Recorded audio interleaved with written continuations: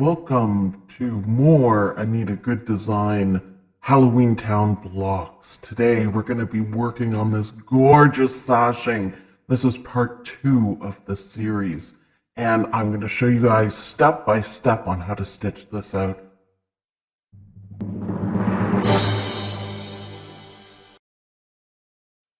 Hey everybody, and welcome back. My name is Sue and I am from OML Embroidery, and today we're going to do part 2 of this awesome machine embroidery project. And before we get started, don't forget to subscribe, like this video, comment if you have a comment, and support the channel. So let's talk sashing. This is where we're going to start off. And colors. So you can see that I pulled the turquoise color from the top and I added it in as stitches at the bottom to tie everything in together. I used the same threads as I did on the block, and this is going to bring everything together, and I think it's going to look fantastic. So far, so good. I know I'm not doing traditional colors, even to the point of, you know, the orange pumpkin is the orange stars, so that ties the block together. And the yellow, I picked yellow because there's yellow in the block for the pumpkin faces and the lights, and throughout all the other blocks. So I thought this sashing would look gorgeous. Let's take it to the machine. So the first part of this, of course, is putting the outline. Now, I did a few of these together and I'm going to show you how to do this. So the sashing block is going to be the same width as your actual block. So if you're doing a 5x7 block, the sashing is going to be smaller. So I did the 8x8 blocks, and using the 8x8 hoop rather, and so the sashing is going to be the same size. So I'm still using my 8x8 hoop, and instead of wasting a whole bunch of backing and time, move the block over to one edge, and you can do this on your machine or on your software, whatever you prefer, and make sure you leave enough space in between the blocks for your seam allowance. That's the important thing. You can't back them straight together and expect to be able to do it. So you got to leave, you know, maybe even a half an inch between them. And then you can do, for example, on mine, you can do 3 on a hoop. And there's a few ways of doing it. You can do them separately, or you can do one big piece. So you can do one big piece of the batting, and you can do one big piece of the fabric, and then cut it all when it's done. Either way, it's very time effective and will work really well. So second step after the outline is put down your batting. Now the stabilizer I'm using is cutaway mesh, and I find that works really nice for these quilt blocks because it's nice and soft and light and won't make everything bulky or stiff. And someone asked me what batting I use.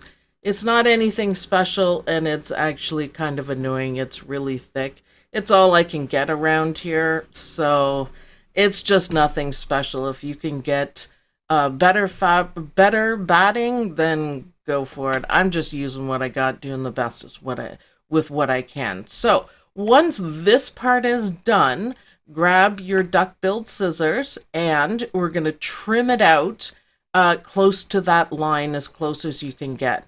All right, so we're trimmed. I laid down my yellow fabric, so I'm pulling colors out of the first block, and I laid it down. Don't worry about how far it extends to the other one yet, because you can trim it up a little bit before you take it out of the hoop.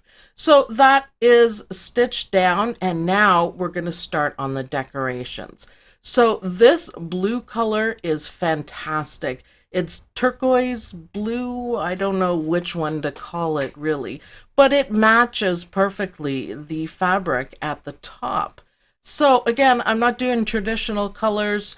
I really love how Anita Goodesign picked their fabrics for this, but I like to think outside the box. So I thought, yellow, turquoise, bright orange, bright colors is what I'm going for. So these sashings are going to go on the bottom of each block to frame it.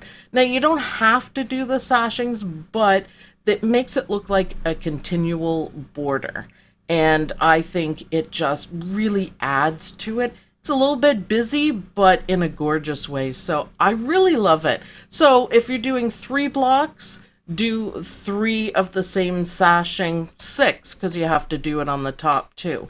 In the next video, we are going to be doing the vertical blocks, sashing blocks, and you just need, I'm doing 3 blocks and then putting it all together, and we're gonna do another video on that. It is a full embroidery project, start to finish, and it's gonna be fantastic.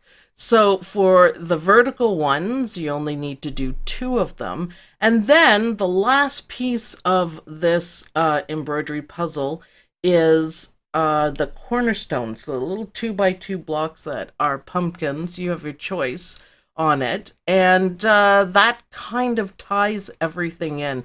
So my dream machine loves stitching these out. I didn't have any problem. And again, if you put more than one on your hoop, you will save yourself a lot of time. If you're going to do a whole bunch of them, then you could color sort everything. So we'll just lay down all the parts for the batting and then the fabric, and then stitch each out, and then you can trim it when you're done. Or you could do 3 different ones if you want, but color sort it, make it efficient, pre-cut your fabric so you don't waste any.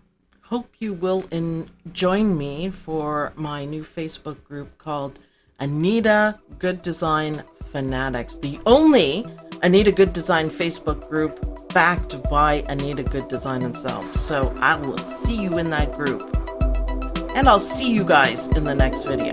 Bye.